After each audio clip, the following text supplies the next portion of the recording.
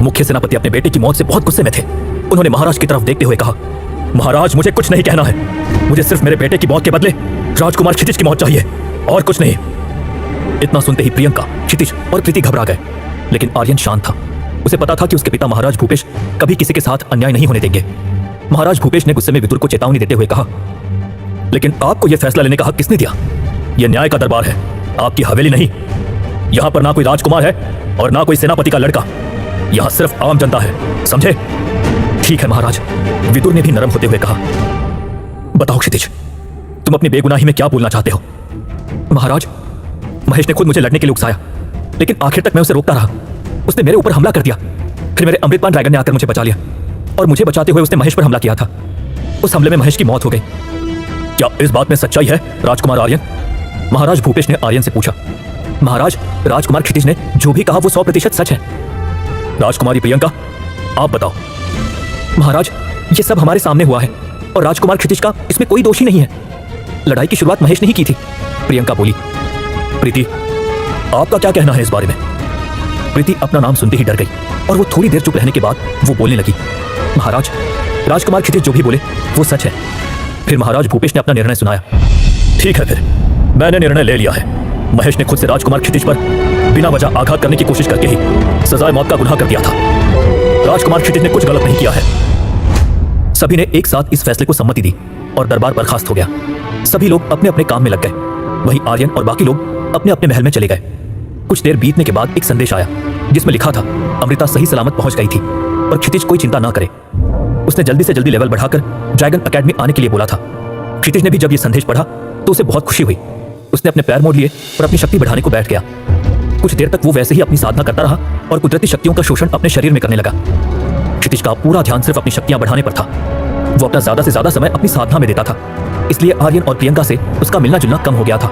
अब उसकी और ड्रैगन की शक्तियां लगातार बढ़ती जा रही थी। ड्रैगन का आकार इतनी जल्दी बढ़ते देखकर राज्य में सभी हैरान थे। फिर एक दिन अपनी शक्तियां बढ़ाने के लिए वो प्रलय पर्वत पर पहुंचा, तो उसके साथ आया हुआ ड्रैगन भी अपनी ट्रेनिंग के लिए आसमान में उड़ गया। फिर क्षितिज धीरे धीरे जंगल की ओर बढ़ने लगा। जंगल में जानवरों और पक्षियों की काफी आवाजें आ रही थी। वो आराम से आसपास बहुत ध्यान से देखकर एक एक कदम फूंक फूंक कर चल रहा था। फिर थोड़ा जंगल के अंदर आने के बाद उसे एक गुफा दिखी, तो वो वहां पर चला गया। उसने पहले तो उस गुफा को साफ किया, फिर जाकर वो अपने पैर मोड़कर वहां बैठ गया और अपनी शक्तियां बढ़ाने लगा। वो आसपास की कुदरत से शक्तियां खींचने लगा और उसके अंतर्मन से संदेश आती ही रहे, लेकिन उसने अपनी आंखें नहीं खोली। उसने जब लेवल 15 को पार कर लिया तो उसके अंतर्मन से आवाज आने लगी, बधाई हो, आपने लेवल 15 क्षत्रिय योद्धा के 5वें स्तर को पार कर लिया है। आपकी सरासरी गति 50% बढ़ गई है और क्षत्रिय योद्धा के लेवल की अधिकतम गति आप बढ़ा चुके हैं। और आपके ड्रैगन ने लेवल 25वीं युवा ड्रैगन के आखिरी चरण को पार कर लिया है। आपकी शक्ति प्रचंड प्रचेतना ने लेवल 15 को पार कर लिया है। अब आप अपने दिमाग से संपर्क करके काम करवा सकते हैं। क्या मतलब, अब मैं चाहूं तो अमृतपान ड्रैगन को अभी इधर बुला सकता हूं क्या? क्षितिज अपने आप से बात करते हुए बोला। ठीक है, अमृतपान इधर आओ। उसने इतना बोला ही था, तभी एक बड़ा सा भैंसे जैसा जानवर उसकी गुफा में धड़ाम धड़ाम पैर पटकते हुए आया। उसे देखकर क्षितिज का दिल भी एक बार घबरा गया, लेकिन फिर उसने गौर से देखा तो वो जानवर और कोई नहीं, उसका अमृतपान ड्रैगन था। अमृतपान नाम बहुत खराब लगता है, मैं तुम्हें कोई दूसरा नाम दे दूं तो कैसा रहेगा? ड्रैगन को देखकर उसने सवाल किया। ड्रैगन ने भी अपनी गर्दन हिलाकर हाँ का इशारा किया। तुम्हारा नाम क्या रखूं? अमर रखूं क्या? उसने ड्रैगन की तरफ सवालिया नजर से देखा, पर ड्रैगन कुछ नहीं बोला और चला गया। अरे बताते तो जा कि अच्छा लगा कि बुरा? क्षितिज उसको पीछे से आवाज देते हुए बोला, लेकिन ड्रैगन तो रुका ही नहीं। फिर क्षितिज ने भी उसका पीछा नहीं किया और फिर उसने अपनी तलवार निकाली और मन में बातें करते हुए बोला, अब मैं तलवार से आग्नेय आयुध योद्धा तकनीक का लेवल 1 कंप्लीट कर लेता हूं। क्षितिज फिर आग्नेय आयुध तकनीक को अपने दिमाग में दोहराने लगा और उसके हिसाब से अपनी तलवार हिलाने लगा, लेकिन जब भी वो कोशिश करता तो उसका और उस तकनीक का तालमेल नहीं बैठता। उसने पूरा 1 घंटा कोशिश की, लेकिन आखिरकार उसने तंग आकर तलवार नीचे फेंक दी और गुस्से से नीचे बैठ गया। फिर उसे याद आया उसके राज्य का विध्वंस और उसके राज्य के जलते हुए घर, तो फिर उसने गुस्से में तलवार उठाई और 2 घंटे तक कोशिश करता रहा। आखिर में वो सफल हुआ। उसने आग्नेय आयुध तकनीक की लेवल 1 बेसिक मास्टरी पूरी कर ली थी।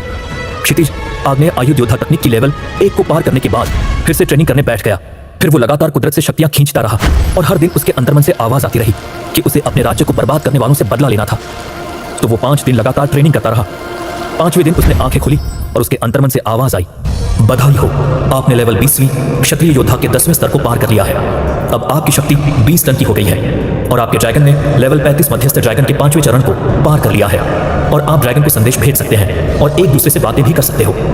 इन आवाजों के बाद क्षितिज ने अपनी आंखें खोली और मुस्कुराते हुए बोला, अब अमर मुझसे दिमाग की तरंगों से बात कर सकता है, मतलब मुझे अब अकेलापन महसूस नहीं होगा। अमर, इधर जल्दी आओ। इतना बोलकर क्षितिज ड्रैगन के आने का इंतजार करने लगा। क्या है? और मैं लड़का नहीं, लड़की हूं। ड्रैगन ने उसको अपने दिमाग की तरंगों के माध्यम से संदेश भेजा। क्या तुम लड़की हो? इतना कहकर क्षितिज लाचारी से मुस्कुराया। हाँ, फिर तुमने मुझे कैसे लड़का माना? ड्रैगन गुस्से में चिल्लाई। मुझे माफ करना, मेरे कहने का यह अर्थ नहीं था। क्षितिज ने अपनी नजरें झुकाते हुए कहा, तुम इतना माफी क्यों मांग रहे हो? मैं तुमसे नाराज नहीं हूं। क्षितिज खुश होते हुए बोला, सच में तुम मुझसे नाराज नहीं हो? और फिर मन में बोला, ऊपर वाले की दया से बच गया। चलो चलते हैं, मुझे एहसास हो रहा है कि कुछ तो बुरा हो रहा है। लेकिन ये तो बताओ, मैं तुम्हें किस नाम से बुलाऊं? तुम्हें जिस भी नाम से बुलाना है बुलाओ, मुझे कोई फर्क नहीं पड़ता। अपना पैर झटकते हुए ड्रैगन बोली, मैं राधिका नाम से तुम्हें पुकारूंगा, चलेगा ना? ड्रैगन की तरफ थोड़ा मजबूरी में देखते हुए क्षितिज ने पूछा। ठीक है। इतना बोलकर ड्रैगन चली गई और अपने मन ही मन में राधिका राधिका बोलकर बहुत ही खुश हुई। बाहर आते ही उसने क्षितिज से कहा, चलो बैठो मेरी पीठ पर। इतना कहकर वो नीचे अपने पैरों को मोड़कर बैठ गई। फिर क्षितिज थोड़ा असहज होकर उसकी पीठ पर बैठ गया और फिर दोनों आसमान में उड़ने लगे। दूसरी तरफ महावन राज्य की सीमा और प्रलय पर्वत के बीच में एक लड़का अपने ड्रैगन के साथ भाग रहा था और सैनिकों की एक टुकड़ी उसका पीछा कर रही थी। पीछे से एक आदमी जोर जोर से हंस रहा था और बोल रहा था, ये रहा महावन राज्य का राजकुमार, भगोड़ा कहीं का। मैं भगोड़ा नहीं हूं, आओ मुझसे सामने से युद्ध करो कायर। तुम्हें मैं बताता हूं कौन भगोड़ा है और कौन शक्तिमान। आर्यन गुस्से में दांत पीसते हुए चिल्लाया, देखो मुझे तुमसे एक एक हाथ करने की कोई ख्वाहिश नहीं है और आखिर में जीत जीत होती है, फिर वो अकेले लड़कर हो या सैनिकों के साथ लड़कर हो। विरोधी सेना का राजकुमार बोला। क्षितिज भाई, आप कहां हो? आर्यन मन ही मन में क्षितिज को पुकार रहा था, प्लीज जल्दी आ जाओ, मुझे आपकी जरूरत है। आर्यन प्रलय पर्वत की तरफ ही दौड़ रहा था। तभी ऊपर आसमान में एक बड़ा सफेद ड्रैगन और उसके ऊपर एक लड़का बैठा हुआ था। क्षितिज भैया, मुझे बचा लीजिए। इतना कहकर वो जमीन पर गिर गया। उसे गिरते हुए जब उस ड्रैगन और लड़के ने देखा तो ड्रैगन से एक बहुत शक्तिशाली सफेद आग उगली और उसने ड्रैगन के पीछे दौड़ रहे सैनिकों को एक ही सेकंड में राख के ढेर में बदल दिया। ये नजारा देखकर विरोधी सेना के राजकुमार की तो हालत ऐसी हो गई कि काटो तो खून नहीं। वो अपनी जगह से हिल भी नहीं पाया और ना ही अपनी आंखों की पलकों को झपका पाया। क्षितिज और राधिका धीरे धीरे नीचे उतरे और आर्यन के पास आ गए। आर्यन मेरे छोटे भाई, क्या हुआ? इतना घबराए हुए क्यों हो? और यहाँ क्या चल रहा है? हमारे महावन साम्राज्य में ये राजकुमार जैसा दिखने वाला लड़का कौन है?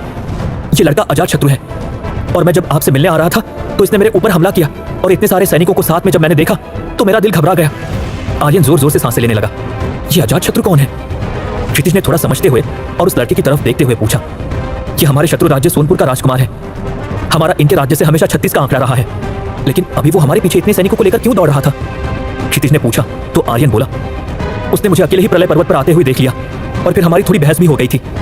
इसी वजह से उसने मेरे पीछे अपने सैनिक छोड़ दिए।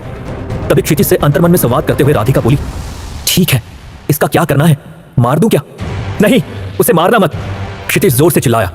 उसका चिल्लाना आर्यन और अजातशत्रु ने सुना तो दोनों ही असमंजस में पड़ गए और क्षितिज की तरफ हैरानी से देखने लगे।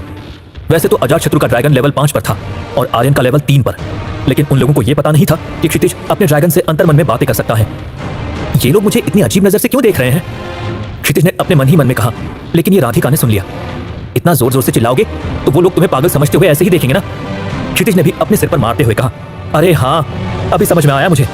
उसकी ये हरकतें देखकर अजातशत्रु और आर्यन अपनी दुश्मनी भुलाकर एक दूसरे की तरफ मुस्कुराकर देख रहे थे, मानो वो जन्मों के दोस्त हों। फिर उन दोनों को जब समझ आया कि वो शत्रु है तो उन लोगों ने अपना अपना चेहरा दूसरी तरफ घुमा लिया। लगता है भैया जंगल में रहते हुए अकेले अकेले खुद से बात करने लगे हैं, या शायद उनको कोई बीमारी हो गई है। आर्यन अपने मन में बोला। उसके चेहरे पर मुस्कान बिखर गई। लो, अब ये 12 साल का लड़का भी तुम्हें पागलों में शामिल करने लगा है। राधिका ने अंतर्मन से क्षितिज को संदेश भेजा। क्या ये मुझे पागल समझता है? क्षितिज चिल्लाया, लेकिन वो अपने मन में नहीं बाहर चिल्लाया। राधिका अंतर्मन में बोली, नहीं, अब तक तो नहीं समझ रहे थे, लेकिन पक्का समझेंगे। तुम थोड़ा चुप रहोगी कृपया करके? क्षितिज अपने हाथ जोड़कर राधिका के सामने अपने घुटने पर बैठ गया। तुम्हें जो करना है करो, मैं तो चली। इतना बोलकर राधिका दूसरी ओर थोड़ी दूर जाकर खड़ी हो गई। ये पागल राजकुमार किस लड़की से बात कर रहा है?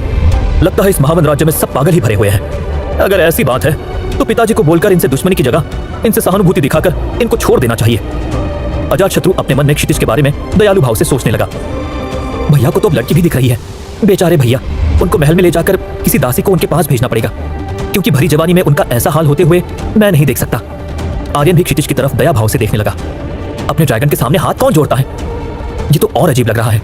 लगता है बेचारे के सिर पर कोई तो झटका लगा है शायद। इतना अपने मन में बोलकर अजातशत्रु आगे बोला, बेचारा, हाँ सही में, बेचारे कितने अच्छे थे मेरे क्षितिज भैया। पता नहीं इस जंगल में ऐसा क्या है भगवान, जो मुझे एक दिन में ही 2-2 पागल देखने पड़ रहे हैं। आर्यन ने कहा।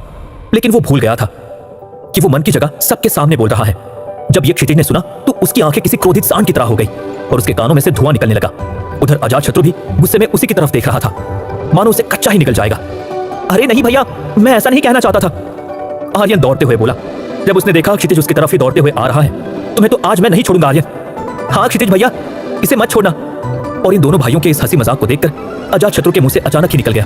फिर जब उसको पता चला कि उसके मुंह से कुछ तो गलत निकला है तो उसने अपनी जीभ काट ली। जब ये क्षितिज ने और आर्यन ने सुना तो दोनों रुककर अजातशत्रु को घूर घूर कर देखने लगे। क्या बोले तुम? क्षितिज ने उससे हैरान होते हुए पूछा। क्यों क्षितिज को भैया कहा अजातशत्रु ने?